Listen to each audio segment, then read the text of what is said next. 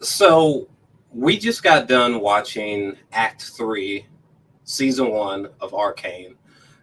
So Season 1, there's Act 1, 2, and 3, and each act is comprised of 3 episodes. And first off, let me just say, I just found out that Season 2 has been greenlit. My God. Thank you, God. I'm just gonna talk to you as if like you've already seen this. I will just say right off the bat that um, when it comes to the video game, outside of this series, I know nothing about the video game. I've never played League of Legends. I cannot believe this is the thing that gets me. This is the thing that gets me. Like live action, toss that to the side for a second. I think that this is easily probably the best video game adaptation I think that's ever been fucking done. This is remarkable, staggering work. I mean, in episode one, dude, this show was so fucking good, fam. I was like, fuck it, I can't wait till tomorrow. I need to talk about this right now. Me and you, we need to chop this up right now. That's how good this fucking season was. We need to chop this up right now. In episode 1, where we like one of the first things that we see is like a flash forward, for foreboding, foreshadowing of the show's darkness that's to come, particularly in the 3rd episode. Holy fucking shit. Also, let me just say right off the bat that the opening theme song from Imagine Dragons, where they're like, oh, the misery, everybody wants to be my enemy. Yeah, I hate that song. I can't stand that song. I'm so sorry. I feel like that's like one of the show's like biggest flaws is the opening theme. I mean, like the graphics that they have going on during the opening credits is cool, but the main theme song is so bad. It's so fucking cheesy. It reminds me of like a U2, like the band song that's like stuck on my iPod, and like I can't delete it for some reason, and like it keeps showing up bizarrely every time I try to change albums and shit. And it's just like, fuck, get this fucking song away from me. This song is like a mosquito. Like I skip the opening credits every single time. Can't stand that song. And like, well, I guess since we're talking about flaws, could not stand that song. And outside of that, I do wish that, my favorite characters were Vander, Vi, and Powder. They interchangeably like refer to her as Jinx, Powder, but these are like the holy trinity. Okay, these were my absolute favorite characters. Literally every other single character just kind of falls short of them in my personal opinion. They're not bad characters. I wish there were more characters that kind of sank their hooks into me, like the main 3 that I love. I think those are probably the biggest flaws. I think the only other main flaw that I could think of is that sometimes, like in this show, there is non-family friendly violence going on. there's like cursing, people are like saying fuck. There's like implied sexual moments, or just like nudity, like they're going for broke. They're not fucking around. This bad boy is not rated G. That being said, though, I do think that sometimes the show is afraid to like fully commit to like really dark, like Game of Thrones or Berserk level darkness, for example. And that's the kind of darkness that I kind of gravitate to. But hey, dark stories, they're usually the most emotive and original in my opinion. So I like darker storytelling.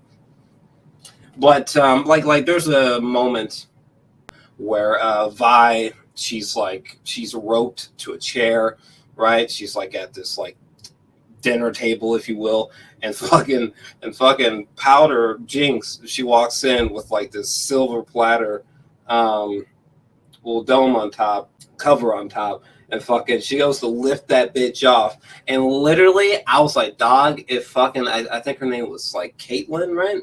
Dog, yeah, Caitlin. Let me tell you something. I literally thought that like Caitlin's severed head was gonna be on this silver platter, and I'm telling you right now, I even looked at my buddy and I was like, bro, if her fucking head is in there, this show's about to get a 10 out of 10. Holy fuck. Granted, you know, when she pulls the lid off, she's like, what? You know, I'm not that crazy. And I was like, I mean, you are.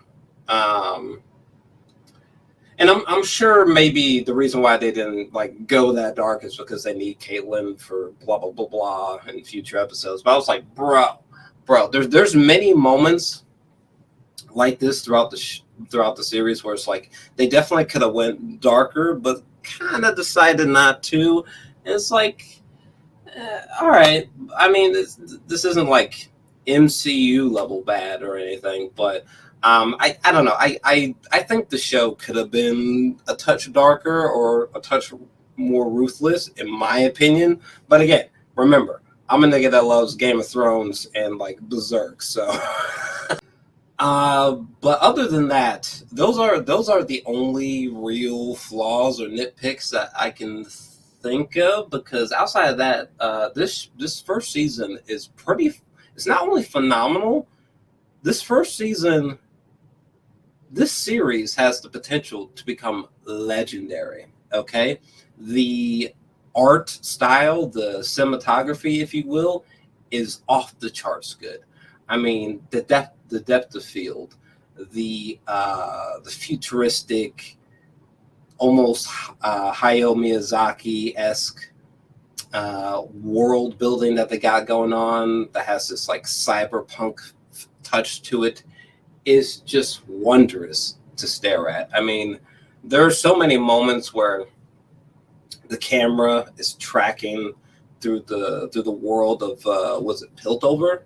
Yeah, so there's many moments where the camera is tracking through this gorgeously rendered city of Piltover, or when we're looking at the polluted undercity of Zaun. You know, this is just this is such a familiar but different epic fantasy world. Like this is the type of fantasy world that like DeviantArt was made for. Holy fuck, dude. It's so it's so visually arresting, this world, you know. I love these characters. They're so colorful. They're so vivid. Again, the ones that stick out the most definitely is Vander, Vi, and Powder for me personally, or Jinx. I mean, personally, I feel like I need to start calling her Jinx because holy shit. First off, dog, I knew that this show was special when we got to the third episode. And like all these main characters that we have been following, these motherfuckers just like in like a lightning strikes moment, just get wiped the fuck out. I'm talking just annihilated, my nigga. They just got annihilated. Like, who saw that coming, fam? Who saw that coming? These motherfuckers got nuked. Okay, the last moments with Vander on that bridge genuinely was heartbreaking. Like for me, Vander, he's almost like a Joel Miller-esque character, and you guys know how much I love Joel, how much I love The Last of Us, and I just gravitated towards Vander so hard, and seeing those characters just getting fucking molly fucking waltzed by Silco and his boys, and the way that the Silco fucking takes out Vander. I can't believe that happened. My nigga, I don't even think I'm over it. I don't even think I'm over it. Or like when I saw the nigga with the goggles get taken out, I was just like, what? And then the way that Vi just like freaks out on Powder, and she's like, "You weren't supposed to be here. I told you weren't supposed to be here," you know, and the way that like Powder gets left behind, and Powder is just like begging and just like just tears are streaming down her face, and then the person who comes to her aid is fucking Lord Voldemort, fucking Silco. Jesus Christ. It almost reminded me of The Last Jedi. Like if Rey had actually joined Kylo Ren, that's essentially what fucking happens at the end of that episode. Like Rey, Powder fucking joins Kylo, Silco, and like Powder like becomes Jinx and just like accepts evil, and it's just like, damn. Because like even though Jinx is a villainous character, it's so understandable how she got there. It's so logically sound how she became a villain. And as bad as she gets, you always feel for Powder because of her villainous origin story. You know, it's so fucked. And I love how this entire season is like this morality game. It's this tug of war between Vi and Powder. It's really like Vi versus Jinx this season, and it's intense, it's exciting, and it's surprisingly emotive. You know, like when Vander falls off the bridge, like the second to the last episode where, Caitlyn, when she's looking at herself in the mirror and we creepily see Powder in the corner, like when it cut to the end of the credits, I was like, oh my God, put on the next episode. Put on the next episode. What's going to happen? What the fuck? Holy shit, dude. I'm so curious about that serum, the shimmer. Where's that going to take us? I'm curious about the hex tech and sort of like this emergence of like arcane magic, like there's something incoherent and surreal and really trippy about the usage of this extraordinary magic in this world.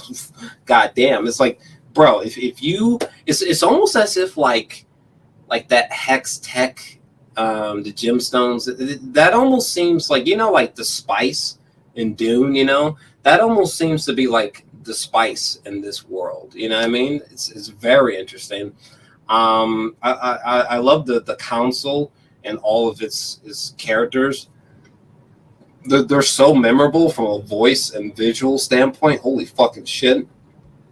I really love this Heimerdinger character. It's like this adorable little nigga who's like this high, and I think he's like 400 years old or something like that. I'm really curious what information can be gleaned from him going forwards, because I think he's like the oldest. I think he's the oldest known character in this lore. I think.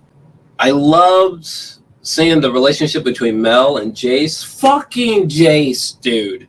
Fucking Jace. I love what they done with him. I love how human they made Jace. I love how understandable they made his decisions. Like when Jace goes to strike a deal with Silco, it's like, dude, this is like the worst idea ever. It's like striking a deal with the devil or with Voldemort, like letting Silco reign supreme down under. It's like Jace, this is a terrible idea, but you totally understand how he got to that point. You know what I mean? Also, I love when Jace was just like, when he was talking to Silco and he was like, listen, my nigga, not only am I not afraid of you, we would fucking annihilate you. I was like, Also, when it was Jace and Vi, and Vi had those dope ass like gloves on. I think they're called gauntlets or something like that. And when it was Vi and Jace had that fucking warhammer, and they were just turning the fuck up down under, dude. And then fucking Jace, like on some berserk shit, like with guts, you know, like Jace accidentally kills that fucking kid, and fucking Vi is just like, listen, sometimes shit happens in war. I was like, God damn, shit. Oh my god, that nigga Echo. I'm very curious to what happens next with Echo. I love the hairstyle. I love the guy, dude. The sense of the costuming. Each character visually is so distinctive. Holy fucking shit. When it was Echo versus Jinx on that bridge, when it comes to like hand-to-hand combat or like gunfights, it's like it literally has you on the edge of your seat. It's so gritty, it's so gripping. You're just like, fam. The one moment from Act 1 where the main characters, it's nighttime, they're in like a big elevator that lowers, and they're led by Vi. They're walking through the streets, through the cityscape, and they're walking to the song Playground by Bia Miller.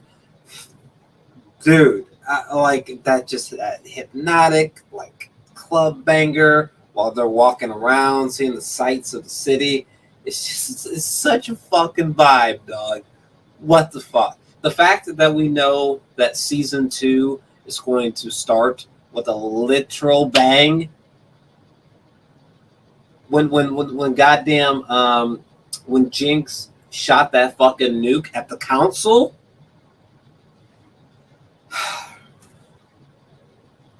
This show is fucking excellent. Personally, I am feeling a 9 out of 10 for this. Give me season 2. Give me it.